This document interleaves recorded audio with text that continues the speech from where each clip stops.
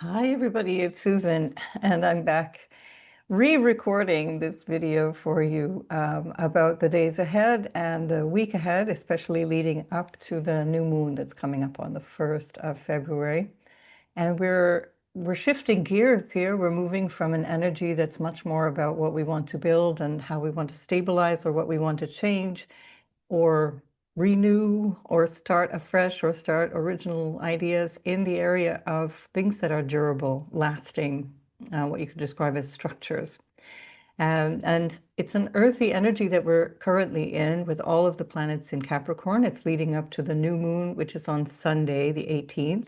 I've already done a video about that, and so I'm only touching on some of the things that I already covered in that video, which is all of these repeating patterns of planets connecting and reconnecting as we go from now through from the beginning of the year through till March, really, or even into April, when the planets continue their journey together, the inner planets, which is not entirely rare, but it's particularly rare in the circumstances that we're in, where they are also pulling together the outer planets in ways that are unusual, that we've never seen before. In Indian tradition, this new moon, regardless of the fact that it's at any degree or anything, this particular new moon in the beginning of the new year is known as Mauna Amavasya. Amavasya means no moon day, dark moon day. And Mauna means you don't speak. This is a yogic practice that some of you might be familiar with. Mauna is silence. And this weekend is a great opportunity to reflect in silence around the things that you want to begin again. So you're actually consciously turning within and pulling yourself into this idea of who am I now? Again, go back to my videos and listen to what I was saying about them then. And what do I want to create or what do I want to experience going forward in my life? How do I want to participate in my life?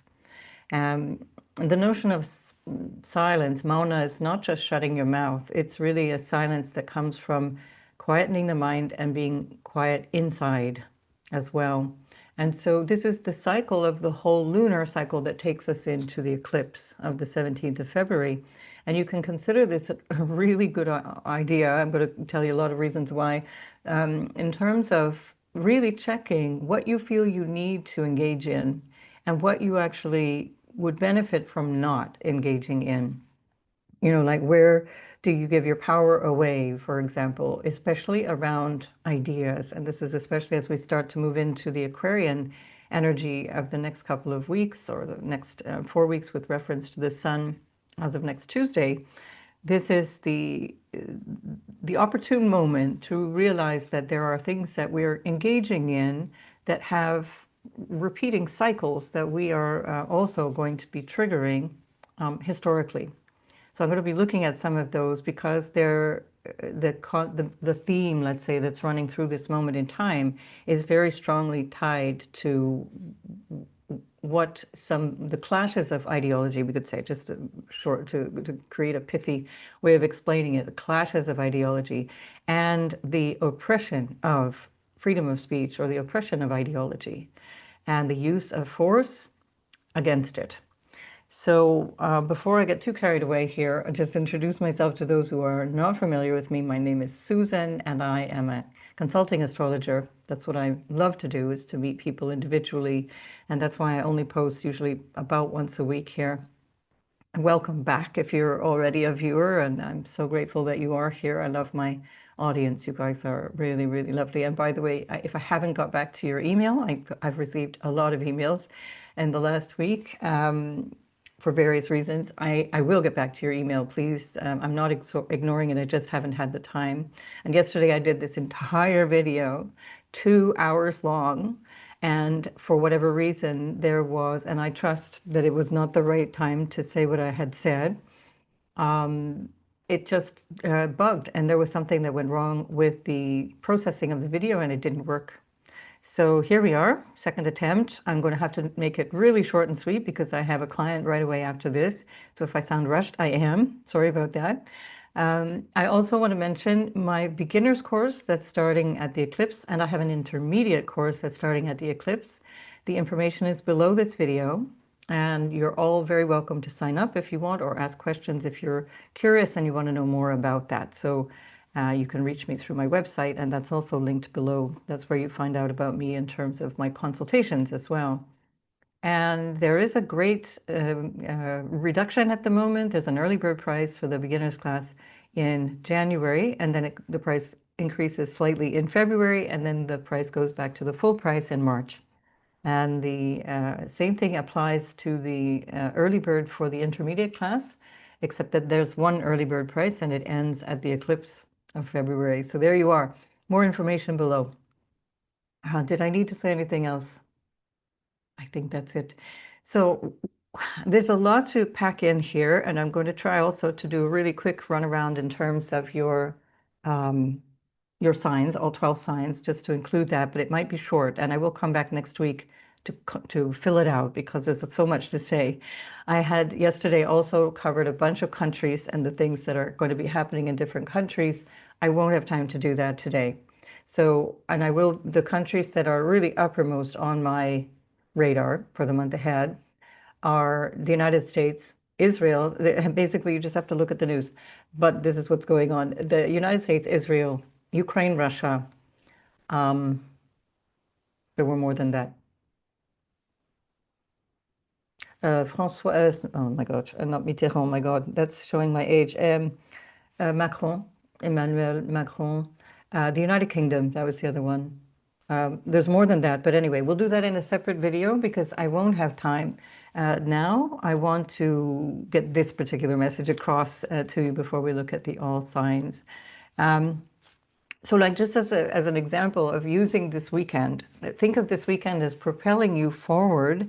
We've already had this since the beginning of the year, but think of it as a conscious opportunity to use that lunar energy, the new moon energy, to think of yourself as entering into a new phase, because that anyway is happening with the lunar phase.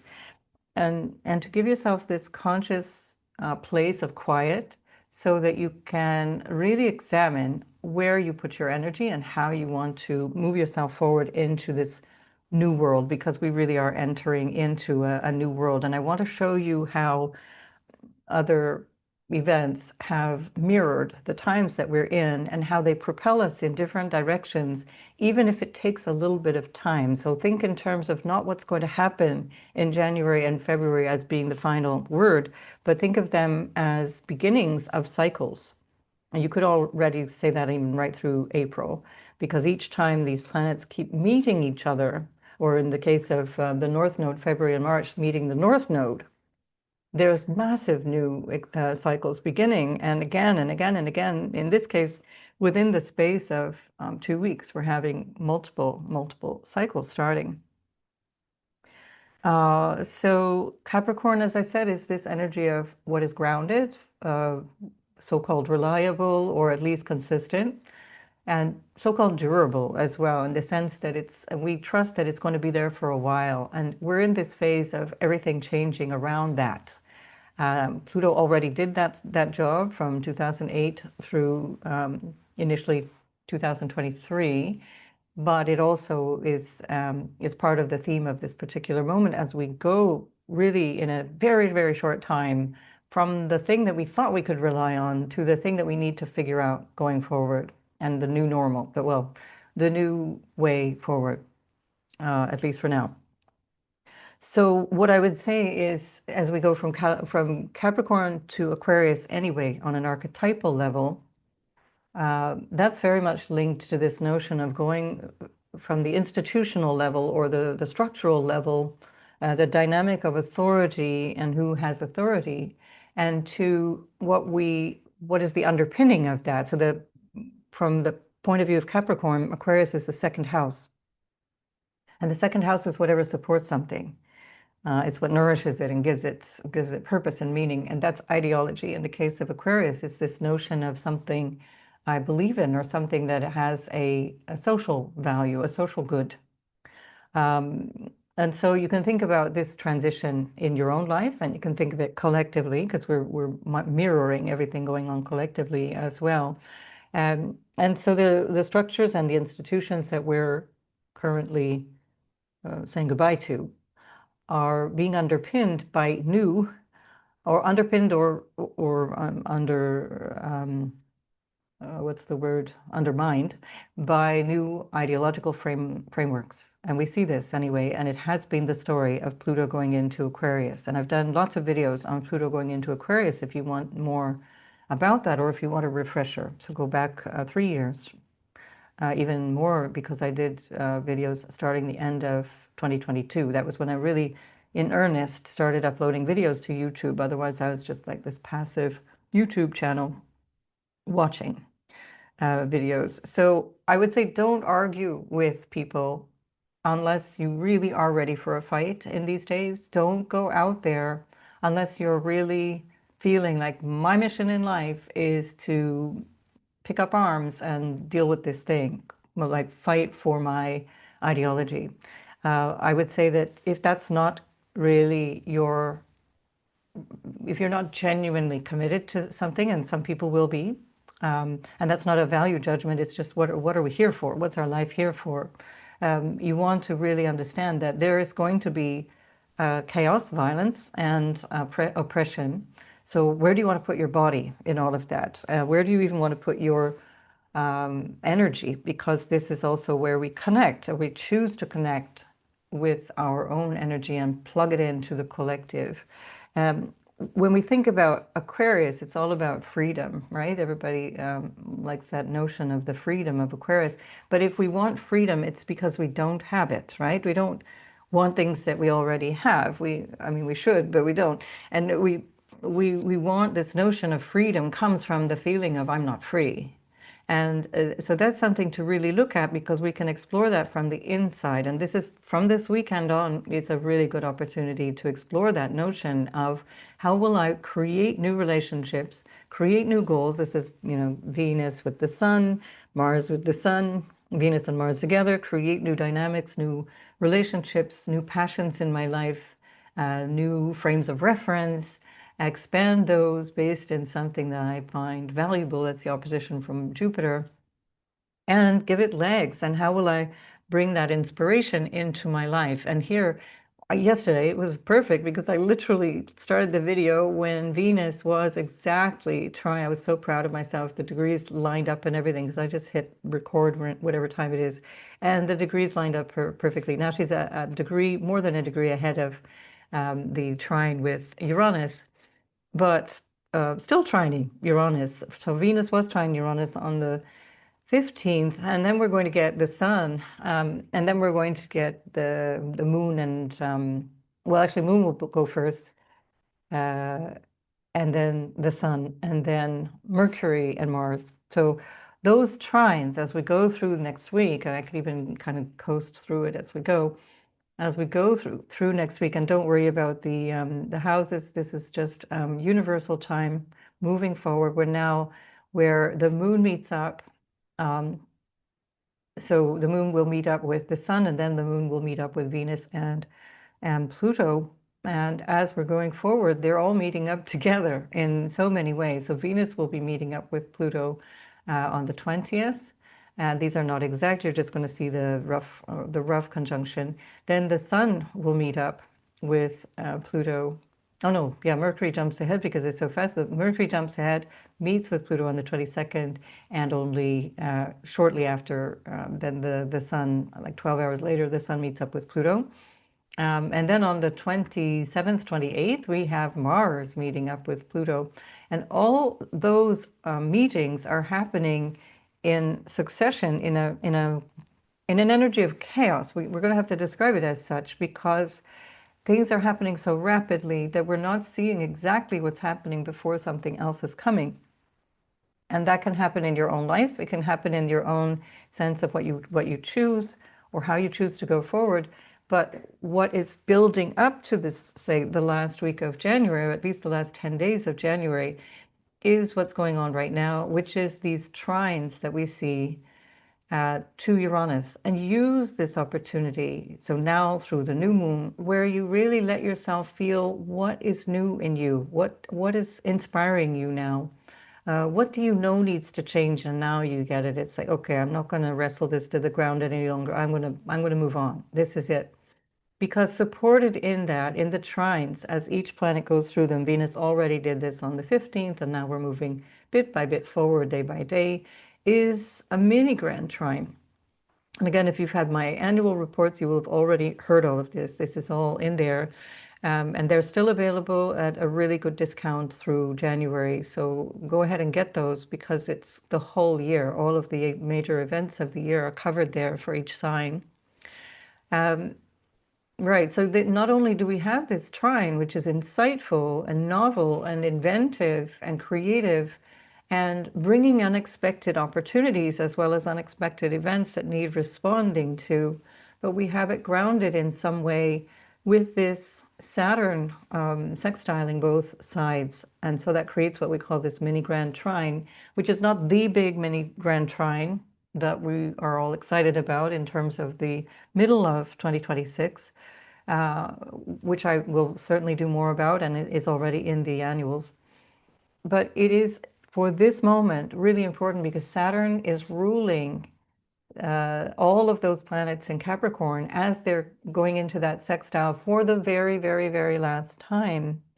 And, or at least in our lifetimes, we will not be having, anyway, these are novel configurations, but we will not be having this sextile from Capricorn to Pisces for at least another 28, 29 years. And with the inclusion of Uranus, it's not happening. So this is, don't think about, oh, how, maybe I'll repaint the living room.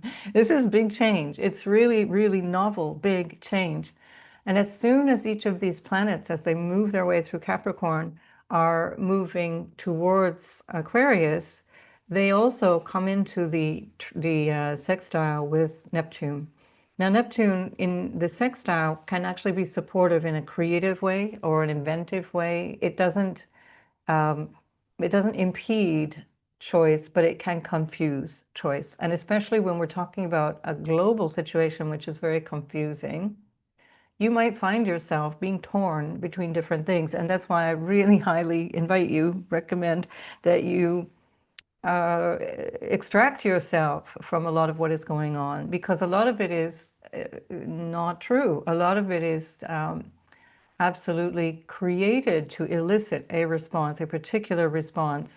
And once that response is underway, it's very difficult to know which direction things will go because we can very quickly things can ignite and turn towards further violence, further oppression, further pushback in one way or another. And again, that's going to be different depending on where you live.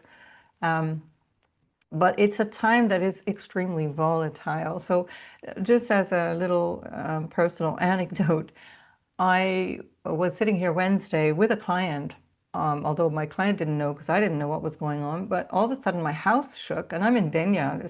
Usually, this is not an area of earthquakes or anything like that, but my whole house shook. But it was a sonic boom. It was not It was not the earth trembling, if you know what I mean. It came through the air.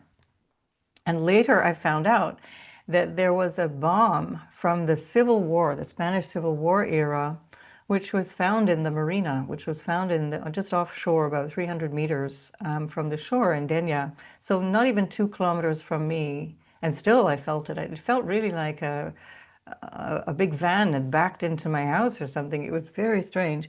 But nothing happened. Nobody was screaming afterwards. And I thought, okay, we'll leave it, moving on. And why that really caught my attention, and what I put in the video yesterday, was that this was a Spanish Civil War era bomb that did not detonate and that was consciously detonated by controlled explosion by the authorities when a diver had found it. And there was a lot of churning of the oceans, very illustrative of the moment that we're in, these churning of the Mediterranean.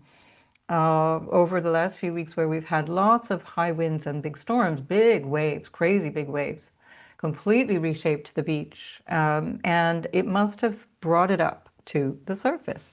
So I found it a really interesting metaphor because 90 years later, this bomb goes off that is connected to a civil war. Now, we can't really deny that we're many, many places in the world and in the whole world itself.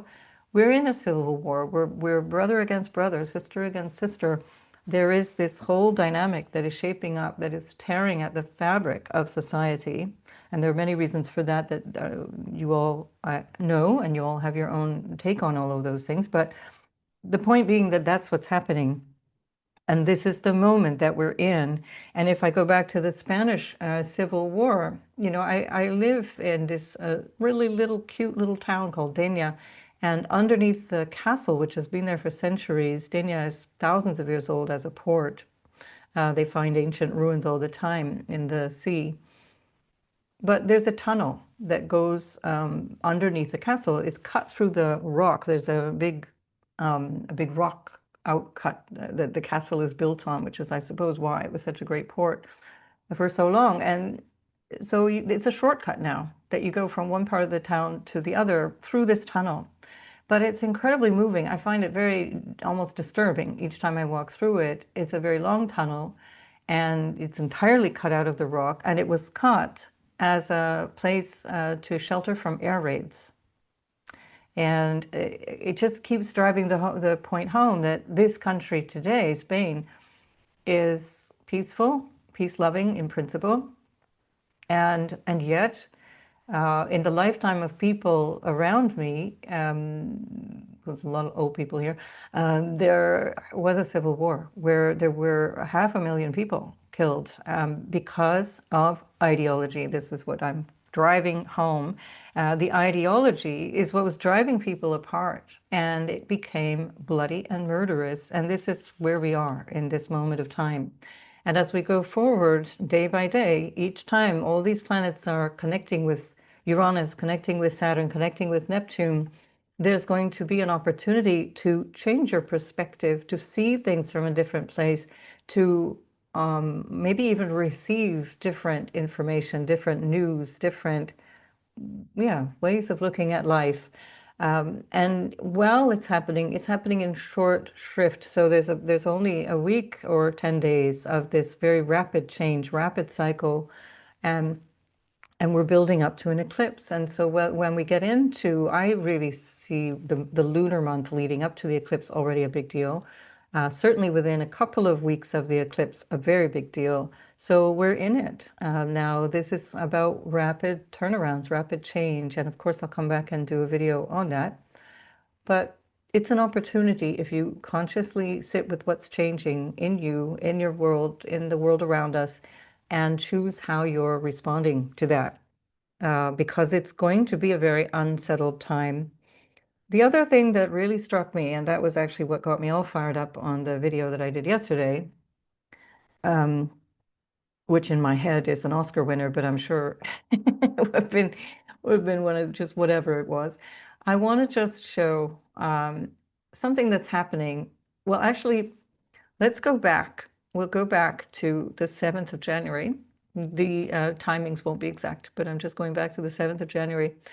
This is when that mother of three called Renee Good, which is, I mean, if you'd written a novel, nobody would believe that name, but there we are, Renee Good, who was shot point blank by an ICE, so an immigration and customs officer.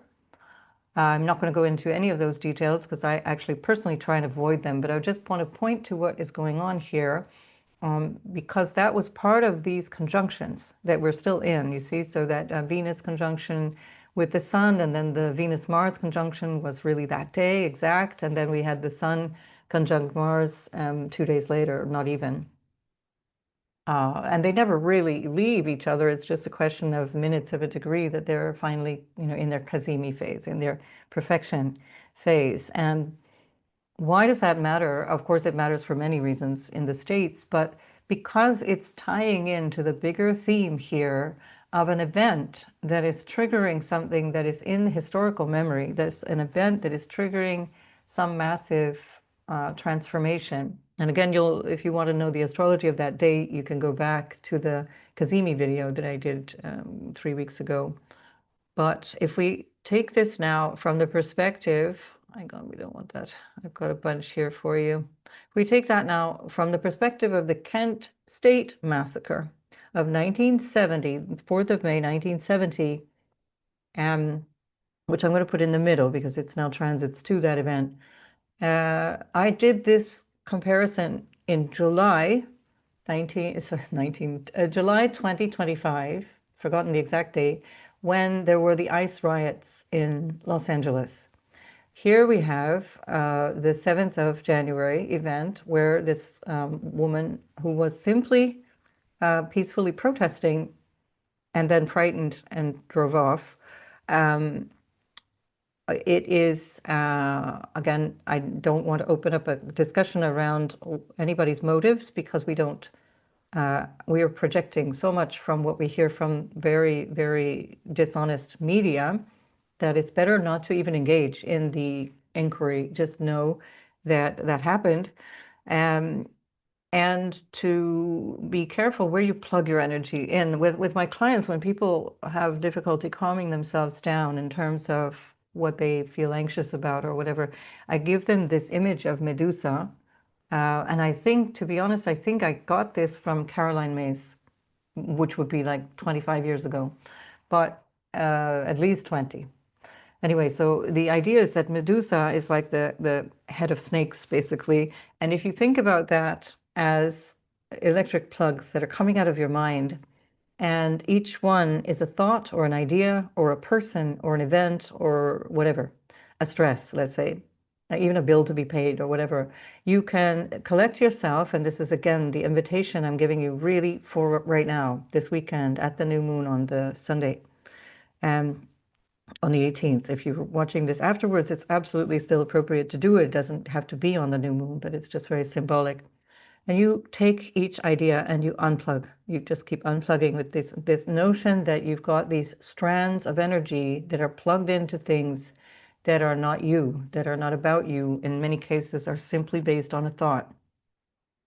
So that is something that you can do if you find yourself engaging in things that are entirely unproductive. Now, coming back to Kent State, the chart here of the 7th, and even more so today, because the nodes are lining up exactly today, reflects the same exact nodal placement as the Kent State Massacre. Now, why does that matter? For those of you who are too young or not familiar, this will be more familiar with the United States crowd, but during the Vietnam War, there were increasing protests as people started to realize what was actually going on in Vietnam in their name and why young men were being sent to Vietnam.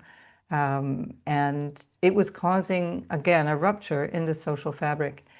And what we have, what is the parallel that I'm drawing here, is a spark that became so shocking and so eye-opening that I really believe that this moment feels like a wake-up moment for people who are still, God help them, dormant at this point and not really seeing what's going on. And in the same way, in the United States, up until this Kent State Massacre, where 4 unarmed university students were shot down by the National Guard, the governor of Ohio called in the National Guard to get these university kids to stop protesting. And they were protesting the draft, they were protesting the war, they were protesting the lies, basically, of why the US was in Vietnam and what was actually going on there. And this was so shocking to people because, this was again after a series of shock. There'd already been several assassinations in the decade before that were having Americans question their reality, question their government, question their country.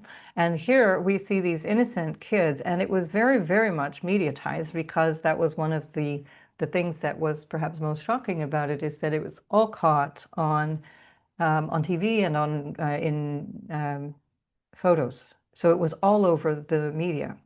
And people were shocked that the government would just almost point blank shoot innocent kids who all they wanted to do was protest an injustice. So I want to point out in the chart how it's lining up with today, because although it didn't resolve things in that moment, within a few years, it resolved a lot. A lot of things changed. There was no more draft.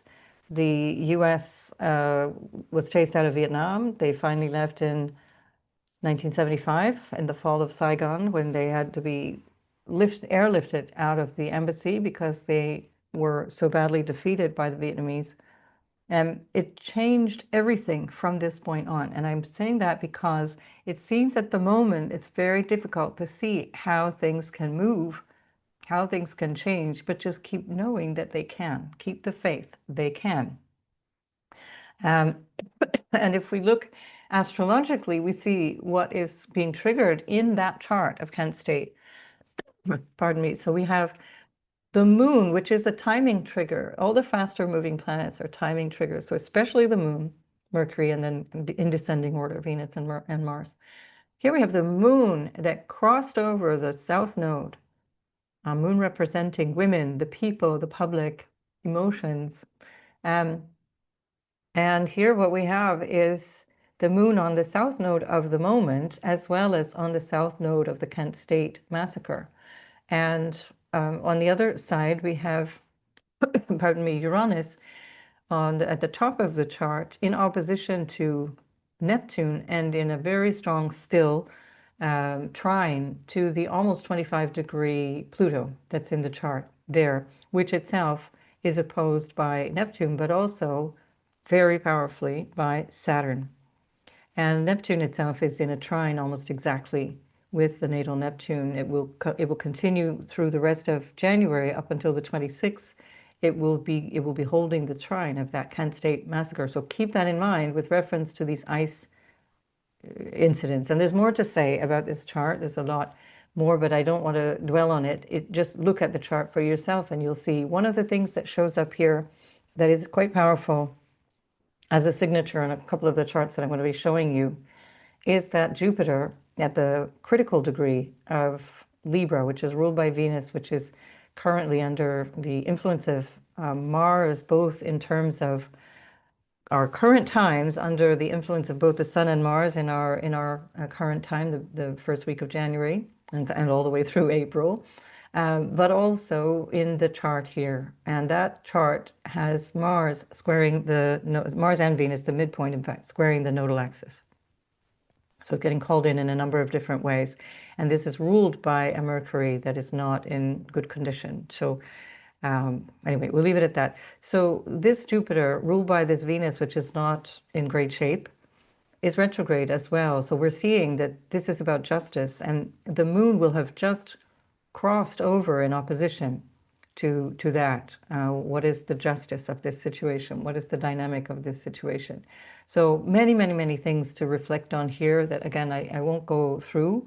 But again, keeping in mind the timing issue, these charts never die. Charts are like a birth event, like a natal event. And that horoscope of an event can be reawakened constantly. You'll find that, with significant people, you'll find their name is in the news and you go back and look at their chart and it's lit up with something or an event and the reminiscence of the event, and you'll find that it's lit up with something. Right, so let's keep this short, otherwise I'll be here all day. I really have to make sure I've got time to get all this in. We'll come back into now, and what I want to look at now, because when I started my video yesterday, what had just happened was that, hang on just a minute. What had just happened was that Palestine action, so this is now moving to the UK, moving away from the States for a minute. Palestine action was designated as a terrorist organization by the UK government in July 2025. Again, quite interesting because there's a lot of overlap, but I won't go over all those charts. You can look at them yourself if you're interested. July 2025. They were designated a terrorist organization, which was ridiculous to say the least, because all they were doing was they were protesting the genocide in Palestine, which is fully supported by the UK. And one of the things that they had done is to protest for 2 years now or more, 2.5 years, people have been protesting around Israeli military companies, basically industries. And one of them in the UK is called Elbit Systems. It's an Israeli-owned industry, which is which is basically manufacturing weapons. And the UK does business with them. They're trading weapons with Israel ongoingly, but not only that, but actually supporting, giving logistical support through the Air Force, which flies from the UK via Cyprus over Palestine, over Gaza, to give the coordinates for the IDF, IOF, Israeli army or Air Force or whoever's doing it to bomb Palestine.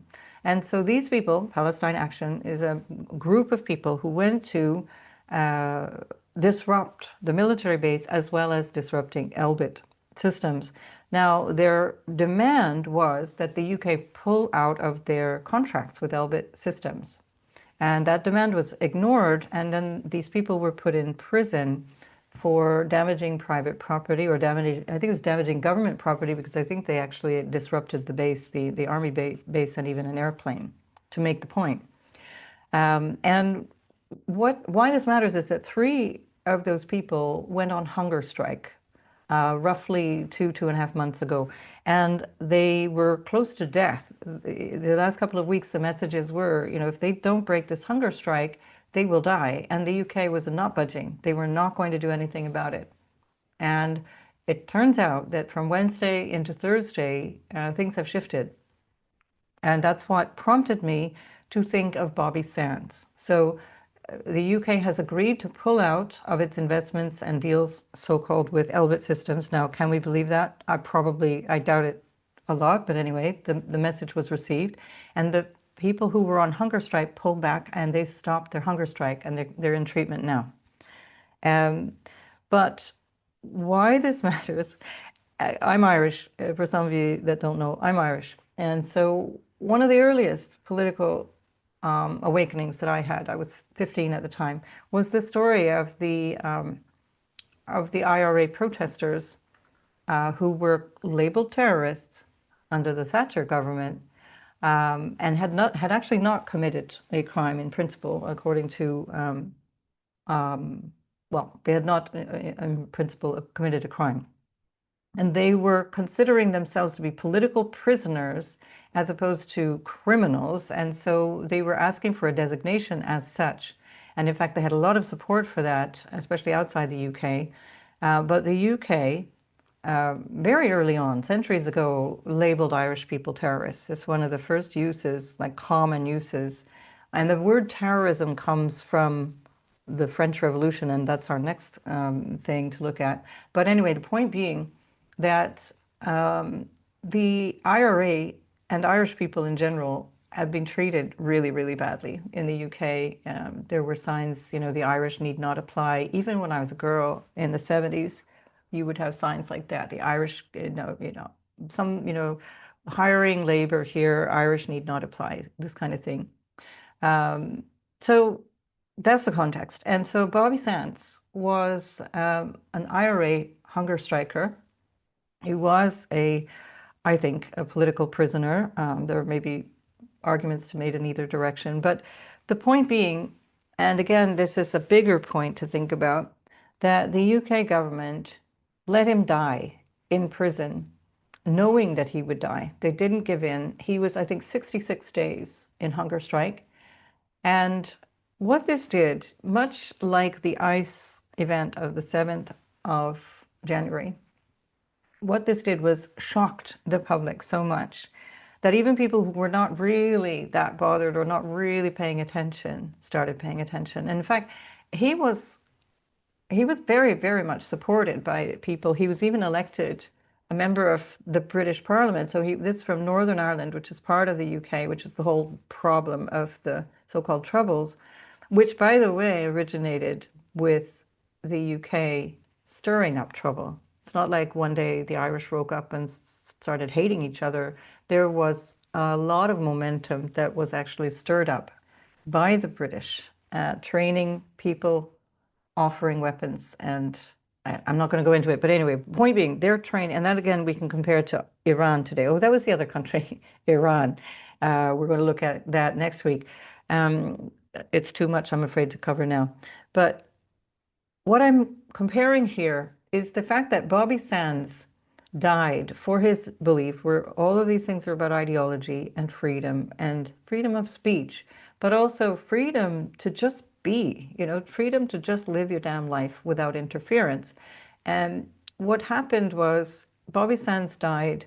This creates this incredible shock. And the other prison, he wasn't the only political prisoner. There were many of them, and there were, in succession, I think 10 other Irish prisoners who died on hunger strike. Because what they would do is, if one died or stopped the strike, then another one would step in and start hunger striking, and that just continued and continued for months on end, and was the big attention grabber. And the UK government let 10 people die in prison in Belfast. Um, Now, um, I'm just saying, this is the energy of the moment, and we're seeing how this particular chart, which was a shocker that triggered an awareness of a cause and brought a lot of awareness to the Irish situation, amongst the general public, and in a way that brought a lot of attention from foreign lands, especially the US, for example, or Canada, where there are a lot of Irish immigrants.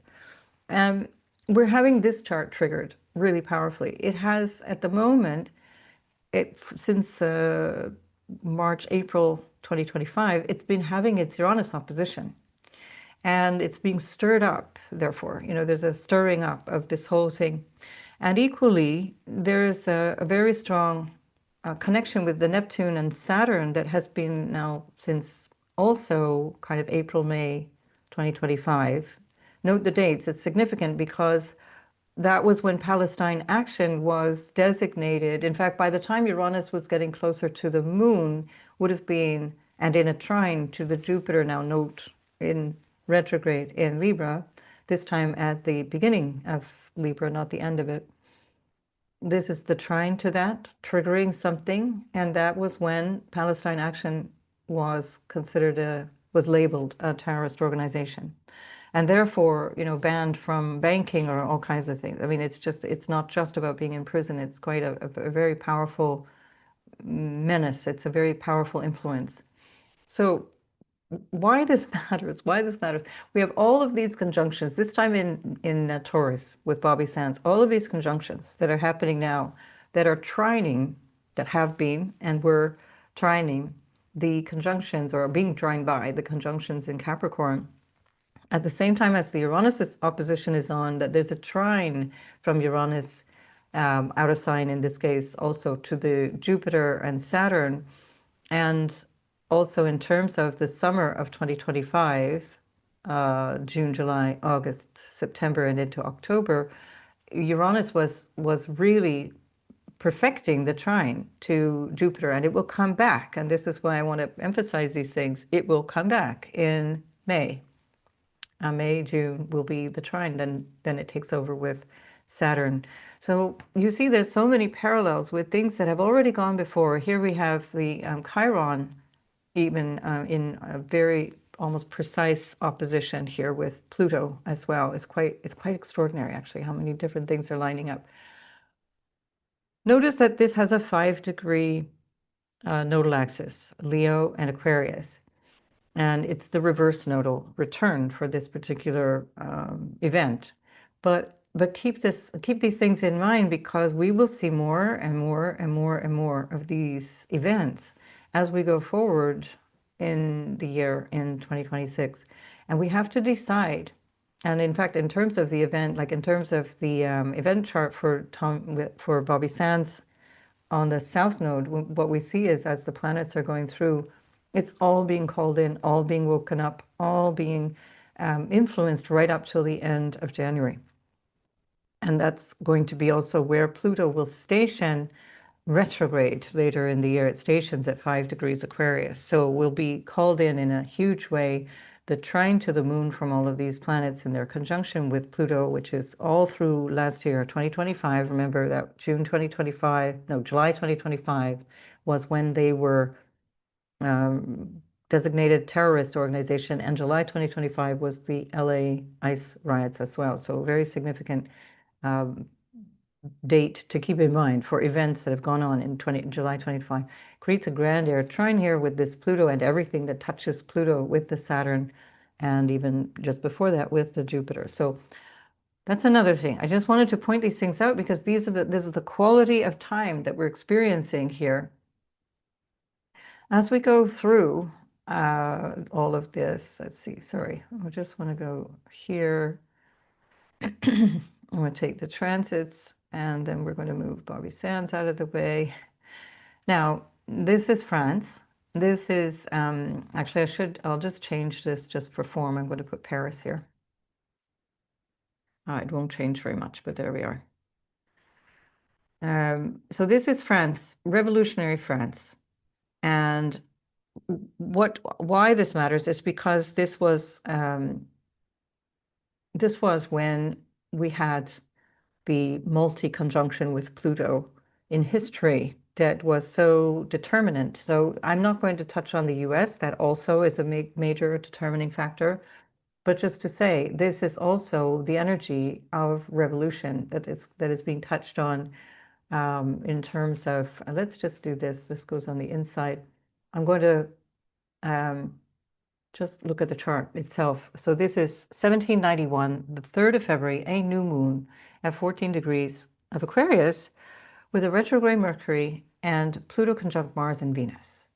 So we have a lot of overlap. We even have a Saturn, which is in the very early degrees of Aries, which it will be again in the spring. So no, not even in March. So we're going to have a lot of these reminiscences of the dynamic here. Also, we have our famous Jupiter again. Jupiter is retrograde in Libra. Now, this is not, we don't have that now. We have Jupiter obviously in an exalted shape, although it's retrograde currently, it's in Cancer and will station direct on the 11th of March. But this is really compelling because it's so similar to what we're going through here. And there's so many different things that jump out in terms of things to pay attention to. We have Neptune, which is trine all of these different things. So we know that there's some issues that may involve clouding of judgment. And then we have the disruptor, this energy of disruption, which is Uranus. And Uranus is opposing this lunation. So remember that new moons or lunar events are triggers. The moon itself is a trigger for events, like on the 7th of January when the moon crossed the south node of both the Kent State Massacre as well as the event of the 7th of this woman's murder. And now we've got this extra. So instead of a trine, we have an opposition. So quite important. And also it's in the sign of Leo. And the whole thing here is about, and I put sort of euphemistically, it's the change of governance of France. And that's kind of how it started out. So what we're looking at is an opposition in terms of the leadership with reference to ideology. Why does this matter? Because what we're going through right now is going to be triggered when Jupiter moves in to Leo. We still have Pluto there, and Jupiter will be opposing Pluto. And then we'll have Mars and Jupiter opposing Pluto. That's going to be something. It's going to be something that will change a lot, and that's going to come through from the summer, basically from July, and then it'll be a peak in July, I think, and then maybe a bit of August, and then a peak again end of October and through November. Or actually beginning of October, because I think it's the 3rd of October that Mars actually opposes. So where Mars is conjoining Pluto on the 27th and 28th of this month, it will come to its opposition phase on the 3rd of October. So you can think of that as a setup in terms of what to look for going forward. And then if we think of 2 years ago, Mars was in that same phase and doing the opposition also at 3 degrees, because that's where the opposition will be, 3 degrees. That was also what was going on during the Mars retrograde phase. So we have Mars opposing Pluto on the 26th of April, 2025, as well, and that was at 3 degrees, with Mars retrograde, Mars direct at that point, Mars was direct. And then we had prior to that, at 3 degrees from Leo to Aquarius, we had Mars. I think that was the beginning of December. I think that was the 6th of December, I think it was. Um, Big times, really, really big times. And so you can see that there's a continuum, there's a continuation of a theme that already started, in our case, 2 years ago. And in the case of this chart, I'm just describing how things begin. Because 1791, nobody could envisage what was actually going to happen. It was about trying to find a new way of finding, still kind of working their way through what to do with the king, how to establish a government. There were new principles of governance that were coming through, but it took some time. And then what was happening is over time, which is what we're kind of seeing now, people started to get extremely ideological. This is also how the Spanish Civil War panned out. It's how it started. It just started with this disruption, with issues of sustenance. And in France, in this case, for example, their colony, Haiti, uh, was experiencing uprisings, slave uprisings at this time, and they accelerated through 1792, 93, and they caused food shortages. And that was another reason why people were so disruptive, because they didn't have enough food. And up until that time, they had been relying a lot on slave labor to produce sugar and cocoa and things like that. Um, and whatever other foods, fresh fruits that were coming from the colonies. And so there were these uprisings, which were also being managed and changed. And that's, again, this very Aquarian thing, like, what is my place in humanity? How am I seen? And by 1793, I think it was, let me check that date to be sure. Um, in fact, yeah, so 1793 was when they finally were granted, the slaves in Haiti were granted rights for so-called colored people, um, equal rights, but not entirely, so equal rights within a framework. But the granting of the equal rights didn't necessarily transpose to the colony itself. And again, I'm just repeating these themes because we will have movements forward where we think, okay, that's sorted now. This is what we want. That's where we're going, but not quite. And so just get used to this rhythm for the next little while of 2 steps forward, 1 step back. It doesn't mean things are failing, or it doesn't mean things are going in the right direction. It just means things are in a process of a give and take around change. Now, if we go to the next couple of years, so each year, there's, of course, another encounter with Pluto. In 1792, it was just the Sun, and all the other planets were meeting up later on. I think Sun and Mercury came along together, but I'm not going to show you that chart because it's not as significant. But if we look at hang on, I'll pull this one up. Sorry, I'm starting to lose the plot here. We want the chart of the uprising. So let me see if I can find it through here. Bobby Sands, we don't want. I'm going to have to open up. I think I've used too many charts. So, right. So the chart for 1793 is the beginning of the Reign of Terror. Okay, so that is a significant time in 1793. I wish I had more space to save all these charts together, because when you have to use so many, it just starts to delete the ones that are at the bottom of the list. So let's go. I'm going to just pull it in. I think the Reign of Terror chart is from the first.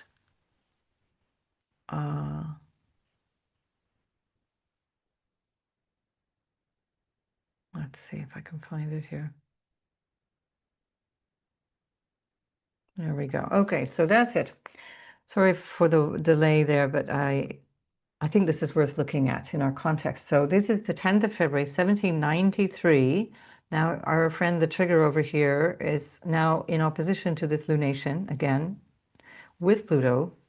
Mercury is tagging along. Mars will have had its Pluto conjunction, and that matters because these are the beginnings of cycles, right? And in the Mars-Pluto cycle, it's a 2-year cycle. And the Reign of Terror was 1793 to 1794. And although it didn't happen on this day, this was the trigger, I believe, the trigger for this event. And again, I won't go through the entire chart. It's just to point out the things that are extremely powerful about this chart. We're going to have a Saturn, which is also in Aries, by the way, ruled by this Mars on the South Node, and in opposition, coming up to an opposition with Neptune. So all the outer planets are also in pole position around this time, which is again how we know something lasting and significant is going to take shape. This time we have Jupiter in very strong dignity. So there's a lot of righteousness around this time. There's a lot of added sense of ideology, and that matters because, again, that it flavors the tone of the thing. But in 1791, the royals fled Paris. They saw the writing on the wall and they tried to get out. Then Louis XVI was brought back to Paris. He pretended that he was taken against his will, but he, of course, fled, trying to save his skin. And he was brought back to Paris so that they could figure out what to do about this king. And then what happened from that point in 1791 was that protesters were fired upon by the National Guard. And it started to get to the place where control was tightening and tightening and tightening. And this is the Pluto in Aquarius energy, especially with the opposition to Uranus and all of the other things that we see here. And especially because through this whole period from 1791 to 1793, we've got Saturn in Aries as well. So that Saturn is ruling that Pluto with a Mars rulership itself. So intense times. 1791, I'll just come back to that because there's a couple of things that I didn't mention that I think are relevant. In 1791, the National Guard fires on the people on the Champ de Mars. So if you've ever visited the Tour Eiffel in Paris, the Eiffel Tower, that underneath that is called the Champ de Mars. And it used to be a military parade, a military training zone. It still was for many, many years, but then they put the Eiffel Tower up 130, 40 years ago now. Anyway, so also French Jews were given citizenship. So you see, these are the Aquarian things I'm trying to point to here. French Jews were given citizenship where they hadn't had permission to be fully French. They were marginalized. Again, this is an Aquarian theme, marginality. Where do I have my place in society? There was a new legislative assembly, new penal code or criminal code, and the army amassed around the borders of France because there were other countries that were sensing the weakness of the French monarchy who were ready to jump in, and most notably the Austro-Hungarian Empire, or at least the German neighbors, we'll call it, at that time. And there were issues with the Holy Roman Empire as well. So things got pretty wild at that time. I think it was not necessary. It wasn't known as the Austro-Hungarian Empire in those days. Anyway, so the other thing that was interesting, which again kind of collides with things that are happening today, is that the Sorbonne was closed. So the Sorbonne is the oldest university in France, one of the oldest in the world, and it was closed because it was considered to be a source of radicalism. Right? Take that. That's an educational institution closed. And then again, the slave uprising that I already mentioned. And then by the beginning of 92, French citizens were required to carry a passport. That was novel, within the country, not to leave the country, but within the country, so that they could have freedom of mobility, except that they couldn't because they needed they needed to get approval for a passport. So I'm just pointing these things out because notions of identification, of who has rights, who gets to do what, who's the leader, and all of these things are the theme of this moment that we're in, and we're really coming into it by the end of January, right? Now I'll come back to the chart of the Reign of Terror, or the trigger, I think, for the Reign of Terror, which really accelerated by the end of the year. But these are transits that are causing new cycles to begin, and there's a huge amount of resonance with what's going on today. So that particular, and I'm choosing lunation specifically, right, because it's on Pluto, and that's the trigger. And so what we find here is that this is where in 1793 the citizens stormed the Tuileries, which was the palace. Nowadays it's like a carnival ground, and you have the little museums. You have, it's alongside or beside the Louvre, and the Louvre itself became a museum. That was where the citizens said, enough of this royalty stuff. Let's all share in the wealth. And so that's when the Louvre was declared a museum. That was 1793. And that's an interesting thing in and of itself, because the Louvre has been having a lot of problems. If you've been watching the news in the last few months, issues of, well, it's an old building, so multiple ages of the buildings, but, repairs, but also issues of the contents in various ways. So again, things just recalling cycles. And so the Louvre became the Louvre that we know today, although it was already Le Palais du Louvre, that was where the king lived. And then it was the massacres, basically, that started to trigger because of ideology. Again, this is why I'm making this point. Because we're in such an intense period of time, sometimes we don't see what's happening. And it's important to really step back and look and say, wait a minute, all of this violence, all of what is going on here is because of somebody's ideology. It's about a belief in a religion, or it's about a belief in a political system. It's about a belief in the way to run an economy, to run a government, to run humanity.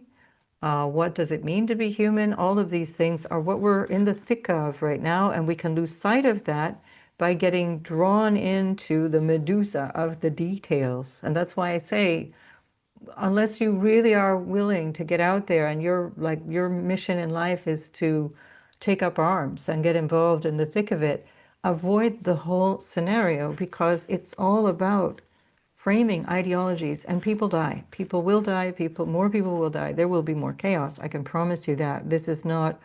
These are not times to get scared. These are times to choose wisely how you want to engage in the world around you. And so the more that you keep yourself to yourself, being constructive in your life and in your community, the more you will be able to at least increase your chances of not getting caught up in violence, not getting caught up in the drama, for sure, and the stress and anxiety, which is also a part of Aquarius. It's an air sign. Then we had the execution of the king. So King Louis XVI, Louis says, he was executed on the 21st of January, 1793. So you see how it ties in to this Pluto cycle, because the Sun and Pluto they were co-present by this time. The Sun will have just ingressed. At that time, it would have squared Neptune, sextiled. No, would Jupiter have been there? No. So anyway, certainly squaring Neptune and perhaps sextiling Jupiter, depends. I won't look where it's come from, but it would have only just on its way into Aquarius, certainly would have sextiled anyway.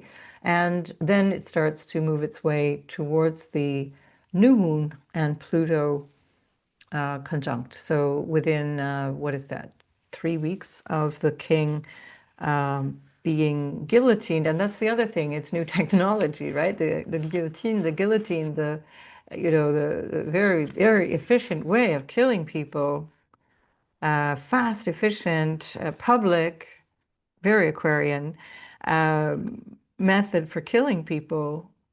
This is also new technology, right? So this is also what's happening at this time. And then finally we get Marie Antoinette on 1793, October.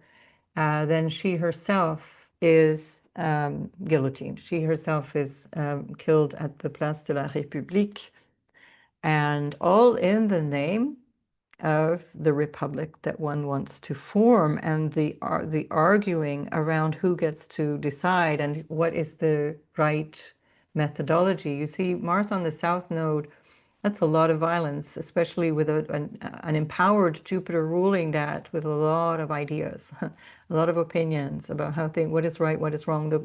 The church also got caught up in all of that. The French government took all of the gold and silver and the adornments of the church, and they stole it for the République, for the people of the Republic. And the Marseillaise was also written, by the way. That was also the year the Marseillaise was written. It was quite a year, quite a year. That's that. So, right. So what we're looking at now as we go forward will be sign by sign. And what I want to just sort of bring in here is this feeling of the transition phase that we're in, right in the heart of it now, as we go day by day by day with the planets on conjunction to Pluto. So what is Pluto? Pluto is the depths of our awareness. It's our hidden psychology, and it's everything that is related to power and money and transformation, and potentially even violently so. Pluto is not, the action of Pluto is about doing what has to happen to get the thing done. You know, it's like the Pluto is the Hades, it's the god of the underworld, and it's about recognizing that there is an end to everything, and after the end of that, there's a new thing that emerges simultaneously as we recreate. And this is the phase that we can look at in a metaphorical way of what is ending, what is the cycle that's ending, and what are we beginning. Venus was last with Pluto December 7th, 2024. So you can go over that. It's a little bit more than 2 years. So what were you doing then, and what was that cycle about? That was because Venus was having her retrograde cycle between Pisces and Aries at the beginning of 2025. So she took a long time to get back to Pluto. Sometimes it can be as fast as 9 months, but this time it was a long journey back to Pluto, more than 2 years ago. So here we're really in a new event that has to do with money and values and relationships, obviously, as well, or women's issues, women in general. Um, what is just, what is fair as Venus as well, on the human justice level. And then we just keep going. So it's like one thing after another. It's the emotional regeneration. The moon hits Pluto every month. It's not really exceptional, but it's part of this bigger story, especially because it's immediately after the new moon of the 18th. And then we have Mercury Mercury meeting Pluto, a change of ideas, a depth of awareness, revelation of secrets, revelation of things I didn't know before, revelation of things that I might have suspected, and then I see the information coming through, you see. So there's a lot here that you can consciously work with and really get the most out of. And I will come back to this theme because it's so huge over the next couple of weeks. And I'll come back and do another video on this in a few days. And then we've got the Sun with Pluto. And the Sun with Pluto is an annual cycle. So again, we can look back to last year. That happened on the 21st of January in 2025. And then this year, you can have a look and say, well, who am I in this moment? What is my vision and my purpose for life? And why am I here? How do I engage with society, et cetera, et cetera? And then, of course, we've got Mars that leads up to its conjunction with Pluto. And what's interesting about that, hang on, is that it's happening just the day before Venus is conjoining Mercury. And the Venus conjunction Mercury is a really great opportunity to really put your heads together if you've got a community already, or find community, bond with people, find new ways to connect with people. New ways of creating solutions within community, new ways of looking at your values and how do you express that, how do you communicate all of that. And this is also, 26th of January is also the day that it's overnight, I guess, that Neptune goes into Aries. And so we're now having actually, maybe universal time is 27 and it's 26 for North America, 26th of January. But anyway, it's there. No, it's the other way around. It's the 26th for Australasia because it's Australia Day. But anyway, 26th to 27th, we've got Neptune also now fully into Aries, which changes the theme a bit because that's now ruled by this Mars, which is with Pluto, and that's the beginning of Neptune in Aries. So again, I'm coming back and talking about these things because they matter. And we even have, just for good measure, we even have Uranus with the moon as well as a new cycle, a monthly cycle, but still a telling one, because Uranus and the moon are ruled by this Venus, which is getting refreshed in her little way with Mercury, as Mars and Pluto are conniving. Now, what are they going to be doing? We'll find out what the result of this 27th of January, 28th as well, because it's a long conjunction. We'll find out about that on the 3rd of October, 2026. And we can also go back to 26th of April 2025 and also the 6th of December 2024 to find out a little bit more, because it gives us elements of these oppositions which keep repeating at this particular degree. Pluto will be coming back to station at this degree, and that's what makes it interesting on the 3rd of October, because Pluto will be retrograde and stationary as Mars is moving through where Jupiter is also, by the way. So Jupiter will be first in July opposing Pluto, and then comes to conjoin Mars and the South Node together on the 15th of November. So October, November is going to be quite the month. It's a big year. It's a huge year. Right, and so these are the things to be reflecting on. I think I've given you more than enough food for thought now. And what I would do now is just take a look sign by sign. So we're going to switch this now to hours. And we're just going to look at sign by sign where this is happening for everyone, starting, of course, with Aries, Sun, Moon, and Ascendant. Now, I'm not going to, I'm going to go back a couple of days simply just to, will I, what will I do? One day. Just get that Neptune out of there because I don't want to include that in the conversation. It's too much. So I'll do a video about that, Aries, don't worry, you will have that. So we're getting Neptune out of the way. And here what we find is this massive stellium in your 11th house of the future. What's coming down the pipeline? What do I want to see? So you really need to put that imagination to work for you, Aries. You want to really look at, what do I want to see in the world? What do I want to see in community? How do I want to engage in community? Your ruler Mars is there with Pluto, a major, major, major new cycle. Go back over the previous cycle. When was the previous cycle? 14th of February, 2024. Mars was with Pluto the last time, and of course in the same place. So this is a cycle that's repeating and giving you a lot of clarity around your ambitions and your sense of your participation in the world, maybe how you connect with audiences, how you connect with elder siblings potentially as well. Mercury is there and it rules your 3rd house of siblings. How you are working and receiving things through like as gains from the money that you, the money or the things that you get from work, accolades. It can be how you're recognized or the ways that people recognize you. It can be including certificates, diplomas, awards, and this kind of thing. Or that you might have a goal towards those things and then you start your journey in the direction of that. Or that you're seeing the result of something and now you're seeing, okay, this especially may have been started 2 years ago, February 2024, Valentine's Day. Now this time on Valentine's Day, you'll have Saturn moving into your sign. So great day for Aries. Maybe a good time to go to the gym on Valentine's Day. So yeah, so lots and lots of new cycles that are beginning in the 11th house.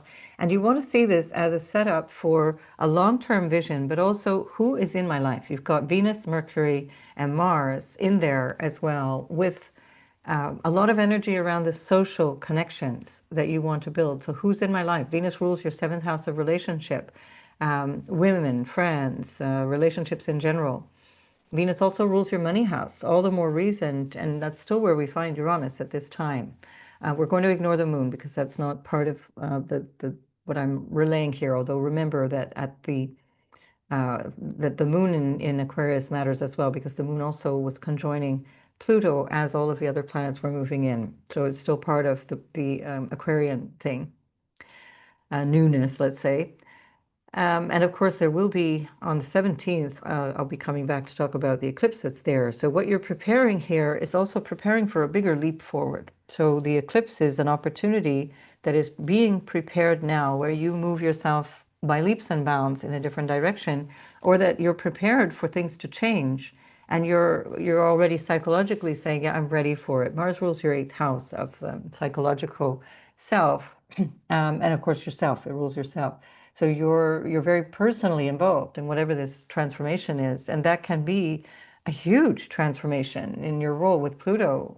Look at what you've been doing over the last 2 years. Have you really put yourself out there?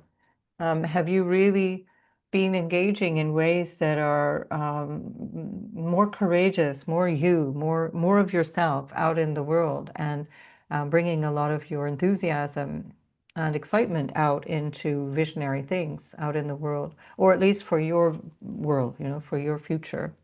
The 11th house has a lot to do with that sense of where do I see myself a few years down the road. And I think especially because Pluto is there for the next 18 years or so, you're going to have every 2 years a Mars-Pluto conjunction here in that house of your future. So since Mars is your ruler, you could really benefit from sort of measuring change in your life, like as a way of looking at your progress and how you want to go. And it's really good for Aries to have goals, by the way. So Aries needs a goal. If you don't have a goal, you just get pissed off and you're an agent of chaos. And so it's good for you to have a goal. And this is a really good opportunity, if you don't have a goal, to find one. And start small. If you don't have a big vision, start small and say, okay, well, maybe I can just do, I don't know, go out and clean the space around me, or whatever it is. Just find the thing that is bigger than you. It's a bigger than you goal. It's a goal about how you reach out into your future, but also into society as well. So make the most of this time. You've got a lot to work with here. I will come back and offer more insights around this, and I'll see you in the next video. Taurus, Sun, Moon, and Ascendant. You've got a lot of activity in the top of your chart, which is about your career, your vocation, if you like, your reputation, the way people see you. Your social status, like, am I married? Am I not? Am I a dentist? Am I a street sweeper? Whatever. This is your identity out in the world, and your ruler is there. She's having lots and lots of new cycles. Certainly, all of January, Venus is in a phase of lots of renewal, which means you are too, because that's part of the this dynamic. And as of the middle of January, 15th of January, Venus was sextiling Uranus. Which is significant because Uranus is going to leave your first house of self by the 26th of April. So you've really got 3 more months of this. Count the days, Taurus. So Venus is starting out these new cycles, which are very social, very oriented towards goals and transformation. Are you transforming in terms of the goals that you have? Or is the work that you're doing transforming and therefore you have to adapt? Either way, think about it as something that needs to happen, and that is a cycle that you're entering into.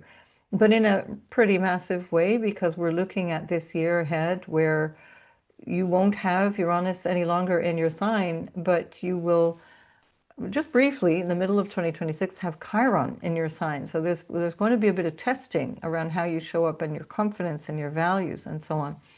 And also right now you could start to set goals or start to realize where you need to maybe reset the bar when it comes to your personal ambitions. And again, when I say career, if you're not working, you still have activities outside in the world. Or maybe you're choosing not to, and that's also a choice. It's like, no, I'm pulling back. I don't want any more of that. And especially as Saturn, Neptune come into your 12th house, that would be perfectly understandable. You'll be wanting to kind of step back a little bit, hunker down maybe, but not too much, Taurus, because, once you kind of hunker down, it's hard to get you off the couch. So this will get you off the couch. This stellium will get you off the couch. And the nature of a stellium, I forgot to mention that in the beginning. That's the problem when you have to redo a video. So the stellium is a bit of a pain in the neck because there's so many things that need to be rejigged and re-examined, because there's so much going on, and each time there's this interference between one and another planet that needs to be integrated. So you can imagine that this would be a good time for you to really slow down and contemplate the vision that you have for how you are. This might be about your marriage, quite literally. Am I married? Am I not married?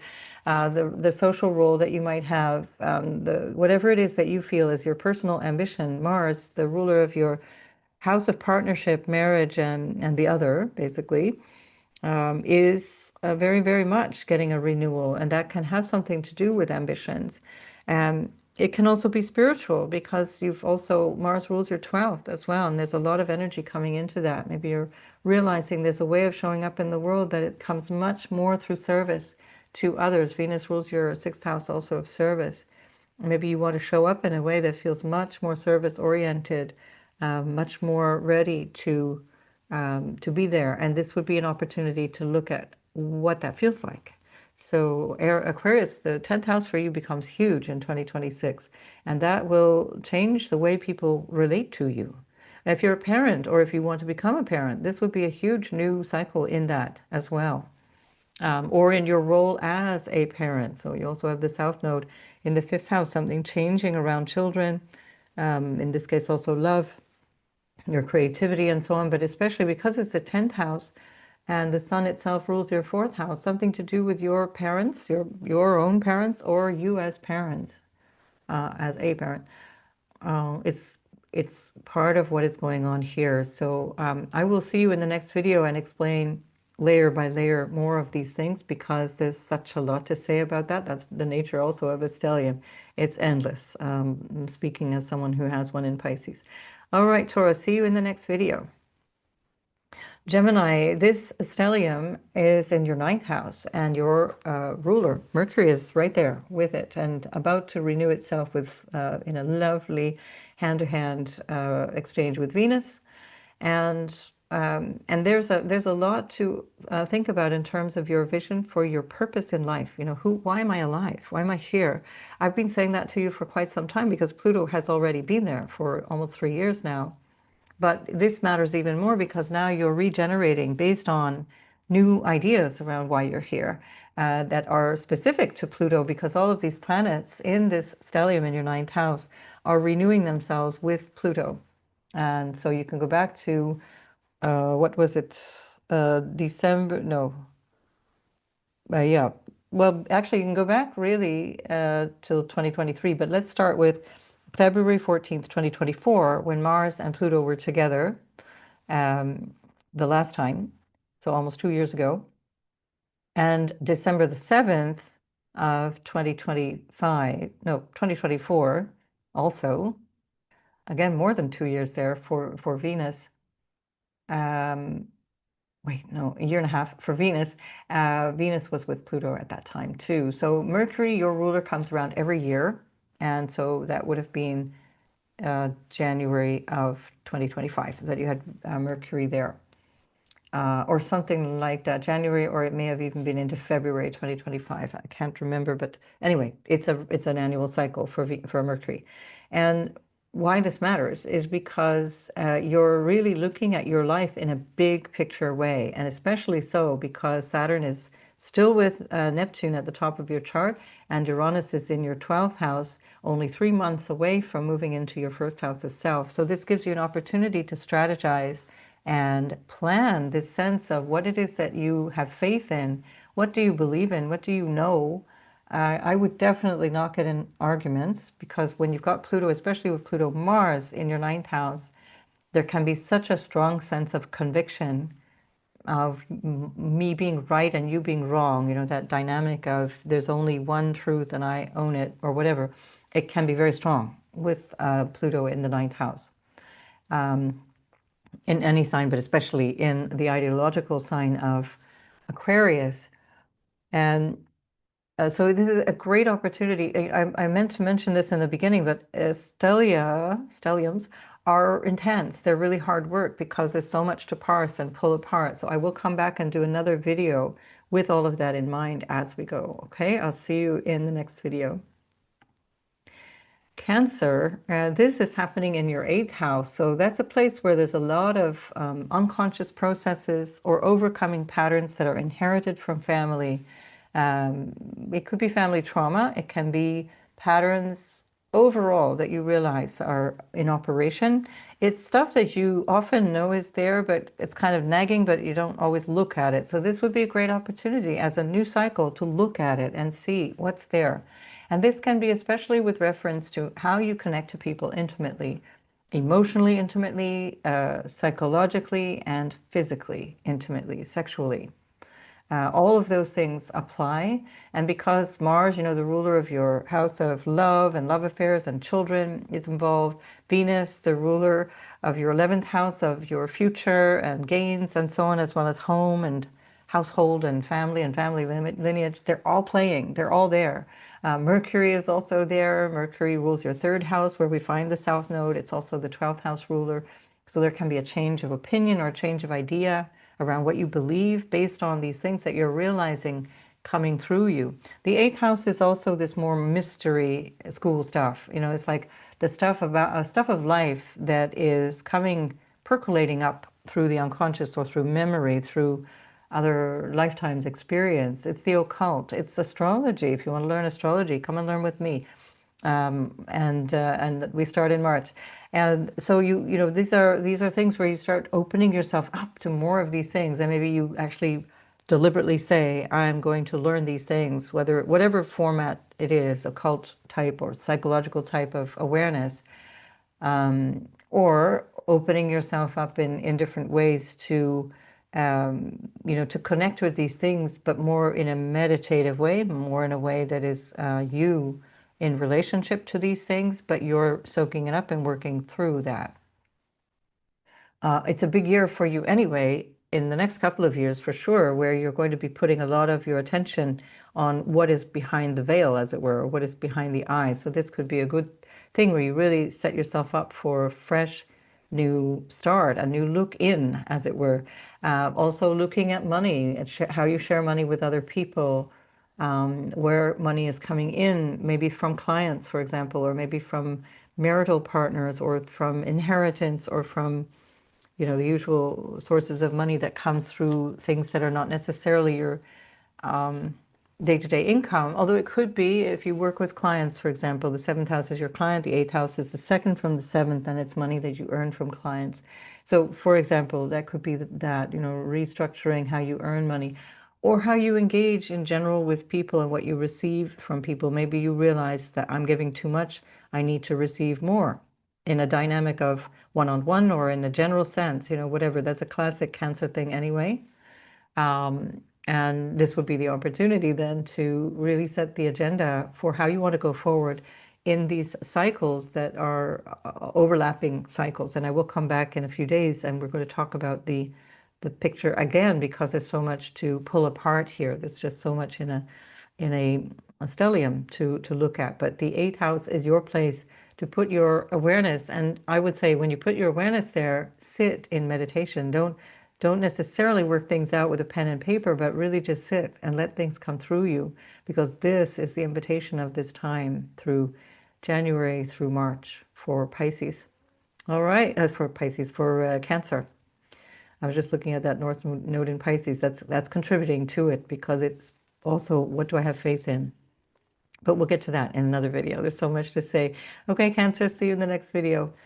Leo, this is about your relationships of all kinds, your partners, partnering. How do you partner? Who do you partner with? What is the desire there? How do I want to move through relational dynamics? And so here, this is the opportunity and the invitation to renew things, renew the person, potentially, renew the vows, renew the notion of partnership, whether it's business or personal. Renewal in the way that you are, because the sun, your ruler, is out there in the 7th. So having an awareness of how am I operating in my relationships. Mars and Pluto can cause some disruption there. This will not be new to you, because you will have personally known that in December, beginning of December 2024, and also April 26, 2025, when they were in opposition. And then also, if we go back to 14th of February 2024, that was the last time that Mars and Pluto were together here. So this is not a novel thing for you. You can look at those dates and try and figure out what was going on with your relationships, except that this time there's more. There's more opportunity, more renewal, more new things coming into this place in your chart.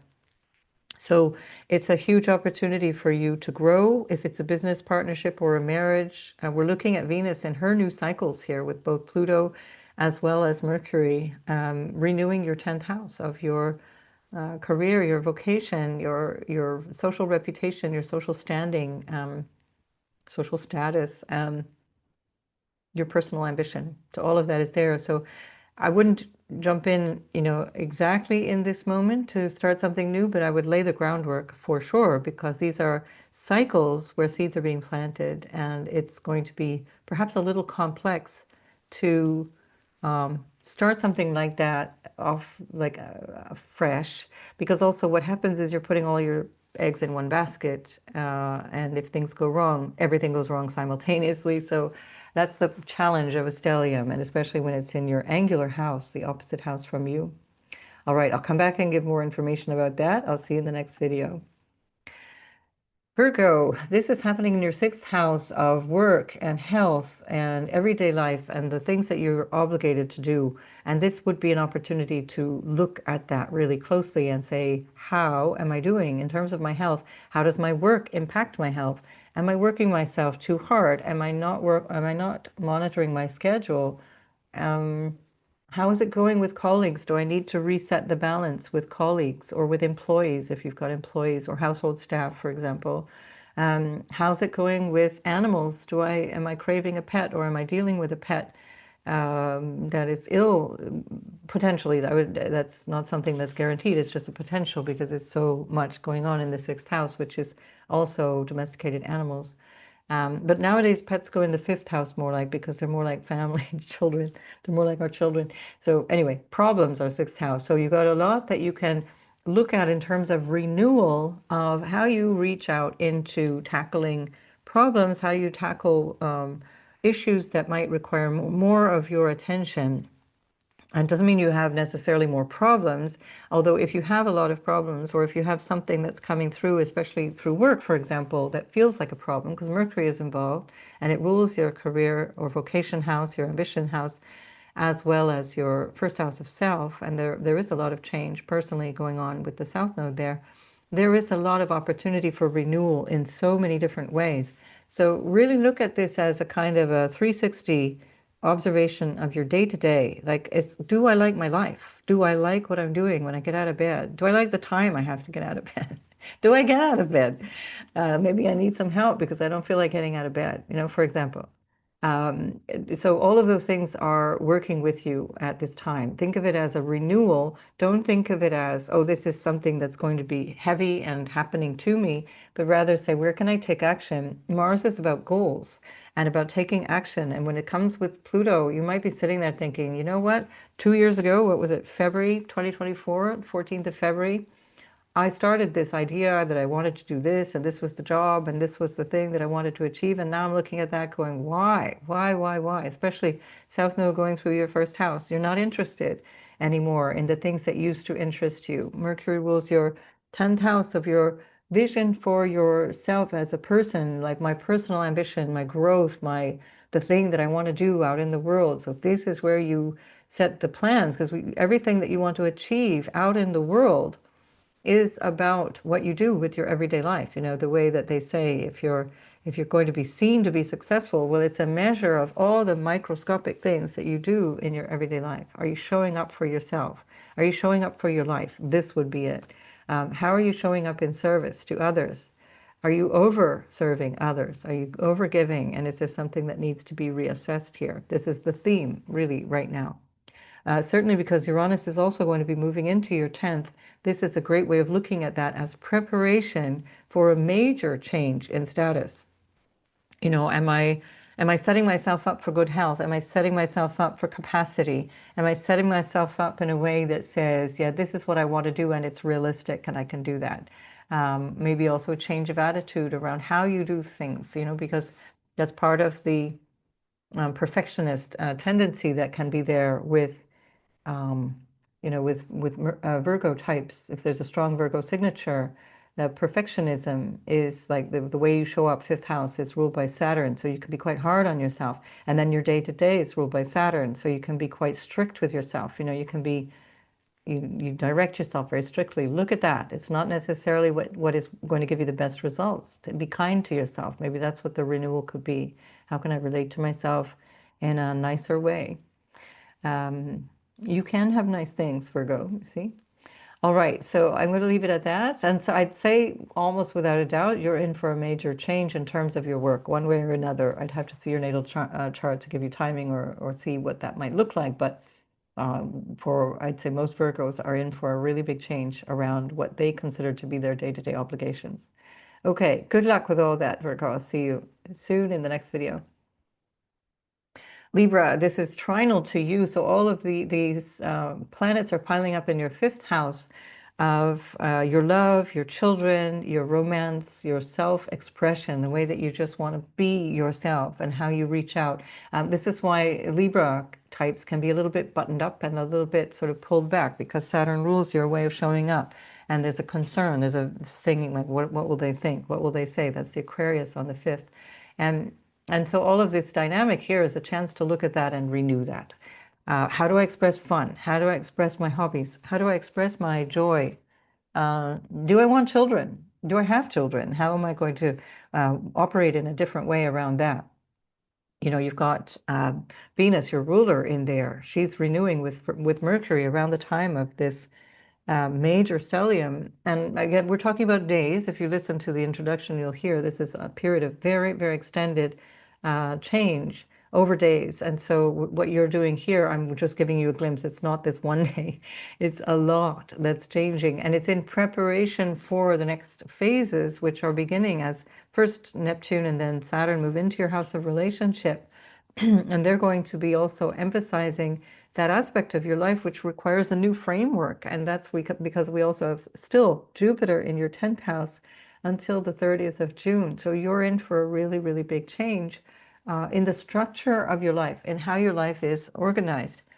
And again, that will depend on your natal chart. It depends on where you have your sun, moon, or ascendant, and it depends on where you have other things in your chart as well. But this, I can promise you, 5 houses from whatever is in Libra in your chart, you're going to have a lot more creative impulse, a lot more opportunity for love, a lot more opportunity for children, or developing your relationship with children, or starting again, renewing your relationship with children, or a love affair. Venus is not only your ruler, but she rules your 8th house of intimacy and marriage, benefits from marriage and other people's money, what comes through transformation and growth. And she's there in the 5th house. So changing who you are and how you show up is key here. And you have the Pluto Mars, also the renewal that comes every 2 years. So the last time it was here was the 14th of February, 2024. And Pluto Mars is a big invitation for major change. So look back to Valentine's Day of 2024. Perhaps that changed something in your relationships, because Mars rules your 7th house of relationships. Pardon me. It also rules your money house, the house of income, possessions, and so on. Maybe, and I've been speaking to you about this for a long time, if you've been listening for a while, maybe you're now ready to plan or establish a business, some kind of entrepreneurial enterprise or creative enterprise, something where you put yourself in it. And that would absolutely be a brilliant way of cycling through these new phases, these new ways of showing up in so many different ways. Venus and Mercury, so your ruler is conjunct Mercury at the 27th of January, just as Mars is with Pluto. And that is renewing friendships, renewing passion in terms of creative project. Mercury is also about the skills that you bring to art, the craft, let's say. And Venus is, of course, the aesthetic. And so maybe you're thinking like, I used to do painting, but now I'm going to do sculpture, this kind of thing. This is the energy that this can bring to you, where the Mars Pluto can be an intensity and a passion, but not necessarily easy to manage. So there may be something that changes based on a flare-up or based on a realization of something. So take care of your emotional self. All of these planets will have gone through your house of emotions before that. So you will have had a lot of opportunity to vent already before. But that can also turn into something where you say, okay, things are changing from here on in terms of maybe the lover or the love relationship and the way I relate. So, Aquarius on the 5th for Libra, love can be a bit arm's length. That's part of the thing. And so it can dry out a little bit. And so maybe it's time to spice it up. Maybe that's what you did on Valentine's Day 2024, especially because Venus is concerned here, and that's where you still have, she's ruling Uranus until the end of April, 26th of April. So you've got 3 more months of this transformation and intimacy. So look at that. Look where you're ready for something new, because Saturn and Neptune together in your 7th will bring something very, very different in the way that you relate to people. Okay, Libra, I'll come back and explain some more things about this in another video. Scorpio, this is happening in your 4th house of home and family, lineage, property, the physical house and home, land that you might own, as well as homeland. And where do I come from? And who are my people? Um, the family that you've created as well, the family that you're establishing, and also your emotional security, your psychological security, all of it playing here in the angular 4th house. Well, lots going on on under the hood for which is not unusual for Scorpio. There's a lot going on that may not be clear to other people. So if you find that you're being misunderstood, your ruler Mars is there, getting a renewal with Pluto, your modern ruler. I don't use modern rulers, but still some people do. And so the Mars with Pluto, either way, is intensifying this feeling that might come through anger. It might come through a recognition of something that needs to change, a kind of I've put up with this long enough kind of thing. This is part of the fixed sign dynamic, which is that there's often a tolerance, like a too long tolerating things that are not helpful, that are not good. And this might be where you kind of draw the line and say, you know what, I'm done here. I am so done. And then you're realizing, okay, this is the way I'm going forward. This is the way I'm changing it. This can be really fruitful with Mercury meeting up with Venus at the same time. That's a lovely renewal, because it's a renewal of bonding through friends, through connections, through conversations, through the way that you communicate things, um, through your values, sharing your values, being able to talk about them. So there's a lot of renewal here. The fact that that Mars is going through here all the way till the 3rd of March, and that's your ruler, it's going to give you an opportunity to really establish a whole new foundation for yourself as we go through. That's also going to be the eclipse point. So that can involve home. I'm changing home. I'm moving. I'm changing, maybe changing my job and therefore moving, for example. So look at this as a 2-year arc for Mars, and with the other planets, with Venus, it's been since December 7th of 2024. The last time she was with Pluto, so over 2 years of an arc. Um, yeah, there's a lot you can look back on and question what was going on before this time that brought me here, that I need to now stop, and we're done. We're moving in a new direction here. Lots and lots to say, so I will come back with another video to elaborate on all of these things, because there's so much to cover. Bye for now, Scorpio. Sagittarius, this is happening in your 3rd house of communication, siblings, your neighborhood, your local space, your extended family, cousins, for example, and your everyday life, and the practicalities of everyday life. Your goals, let's say short-term goals, even local travel or moving around and busyness. So you might also be looking at that and saying, I need to reset how my everyday life and the busyness and the choices that I make every day and the activities that I do every day, how is that affecting me? Is that working for me? Um, Also because it's in part of the conversation there, it's with the Uranus by square, especially around the eclipse time on the 17th of February, there's going to be a square to Uranus that is hovering around the 27.5 degree point of your sixth house of Taurus there, in your sixth house of work and health and so on. And these choices impinge on all of that, and there may be new choices that need to be made.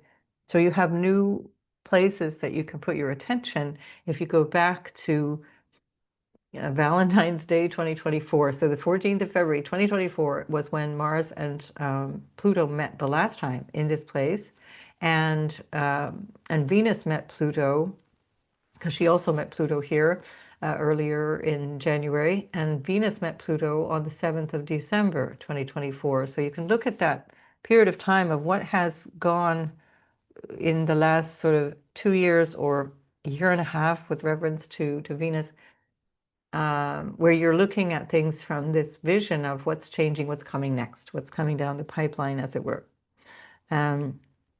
And how do I want that to be different? Because it's not about renewing necessarily without changing. It's about being different. Pluto asks for things to transform.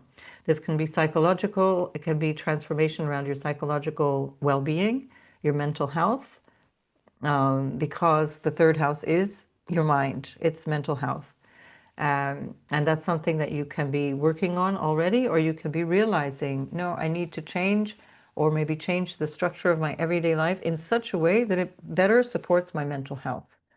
The third house is creative enterprises as well. It can be that you're using skills and talents, artistic skills, intellectual skills, teaching skills, and talents to actually apply to work in a way. You know, Mercury rules your 10th house of career and your vocation and like how you show up out in the world, and Venus rules your sixth house of work. So you might be realizing, no, I want to apply my creative exploits and the way that I am in a new way, and these are new ways that I'm going to be doing that. New media, new courses. Perhaps you decide, I'm going to teach new courses, I need to learn new things, I need to develop new skills.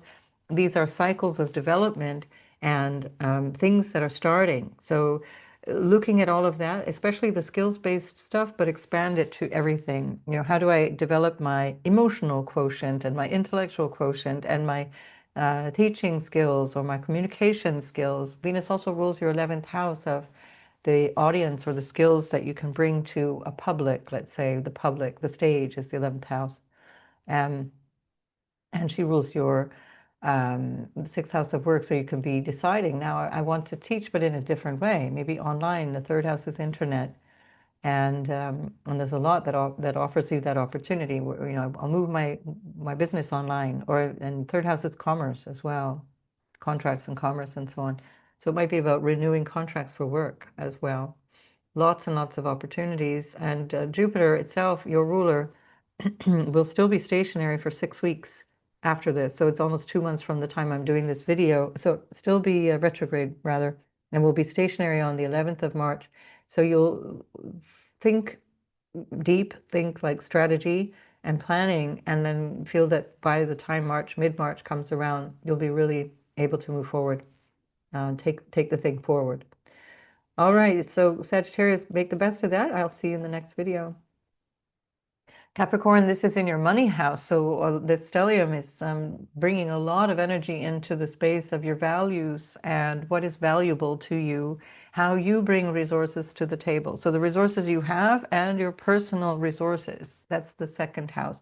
It's family as well. What sustains you? How do you relate to your family? So there can be a lot going on around family, family members, and even with reference to children, for example, because Uranus is still there in your fifth house and it's square to this, and that will be where the eclipse will be happening, in square to Uranus, which I'll talk more about another time. But this can be around money and income and the new ways of earning income. You're realizing now new starts. So Mars is your exaltation ruler, and your own ruler, Saturn, is ready to leave the third house, go into the fourth house. So there's a big change in terms of the structure of your life, and that will impact the way that you reach out in life, from the fourth house opposing the 10th house of your personal ambition and the vocation, career, etc. that's there too, or marital status for that matter. And so you're having Mars with Pluto again.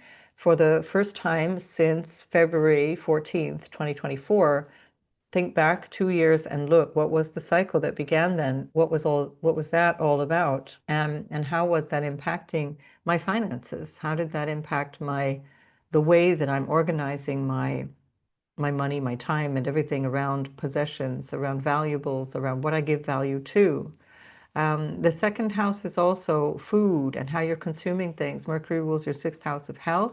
So this might be an opportunity for you to realize, okay, the way I consume, in a general sense, whatever I consume, is subject to change now. I want to look at that in a new way or a different way.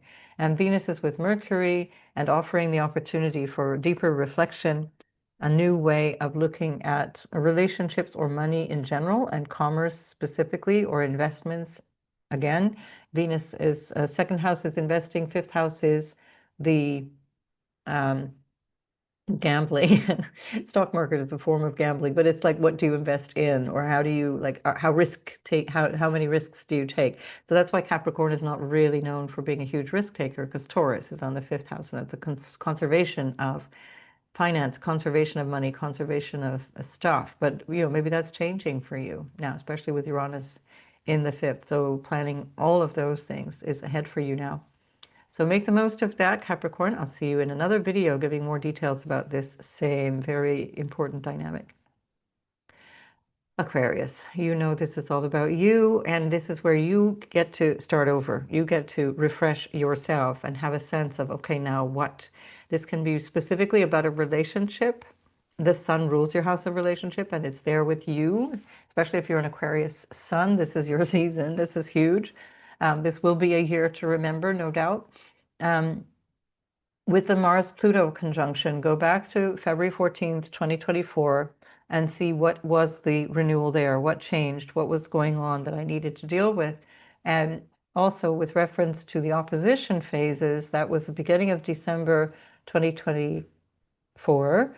And also at the same degree, Mars was in your house of partnership, and Pluto was there at the same degree, 30 degrees.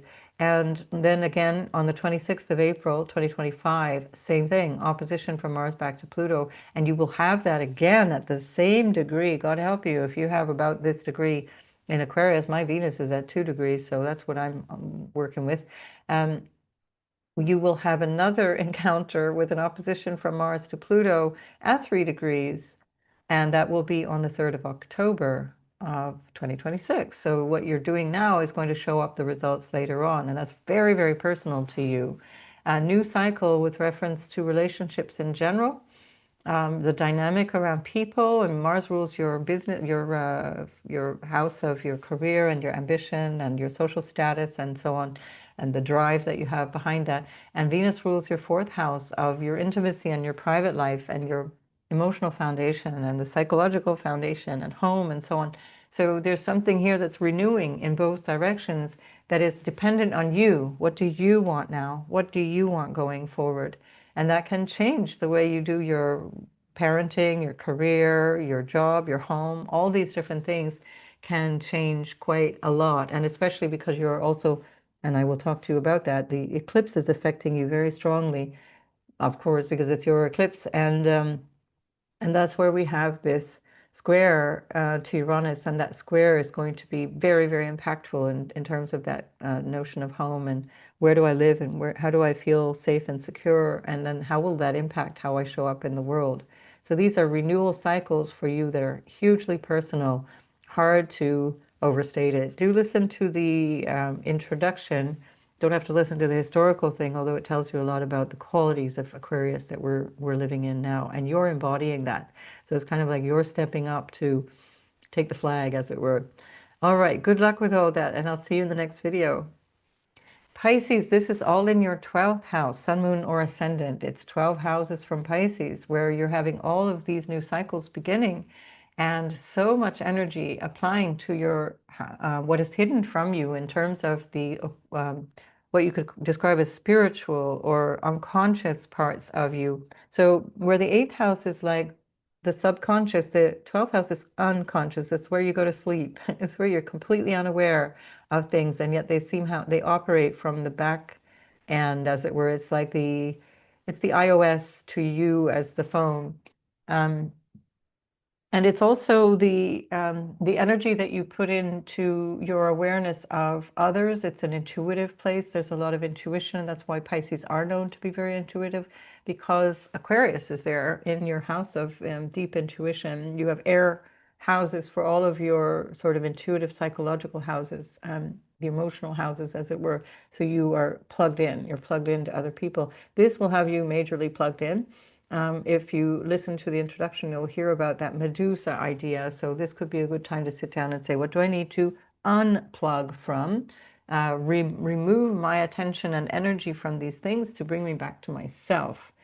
And that's certainly part of the good use of Saturn, which is ruling all of this anyway, from your house of self, where you get those real clarity around your boundaries. And this is a good time to do that because Saturn is about to leave on the 14th of February. It's going to be leaving your first house for another 3 decades, basically. So you really will master yourself in terms of the boundaries if you get clear on where you're still connected to things that you don't want to be connected to any longer.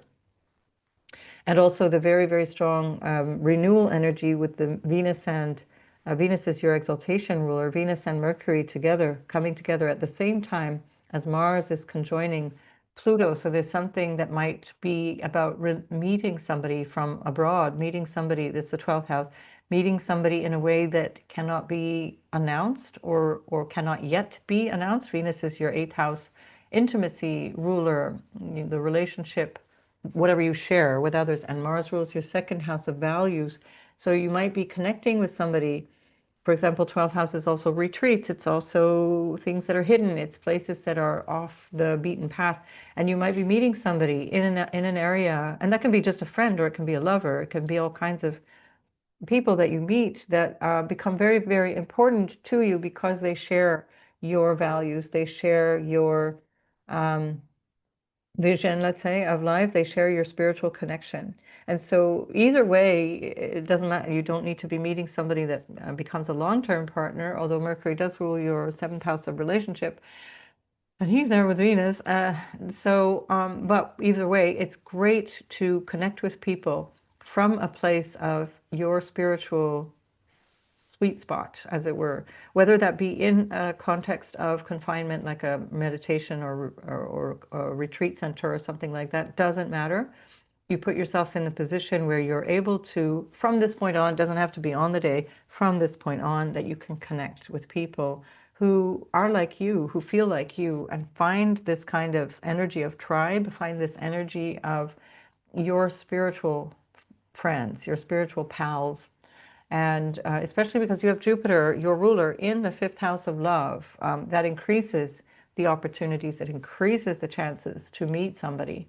And you will find that this can be very, very fruitful, even on the level of friendship, just as a friend. It doesn't have to be necessarily a lover, but can be. Or if it's that you're already in a relationship, then you might be connecting with your partner and decide this is a good time to go away and, because 12th house is bed pleasures as well, go away and find ourselves again, find out why we married, find out why we're together, find out why we love each other. Oh yeah, I remember you. I remember, because you get so busy with day-to-day stuff that it's sometimes important to renew everything. So good luck with all of that, Pisces. I will be back with more because there's so much to say here, and I have a client in 3 minutes. So I'll see you in the next video. Bye.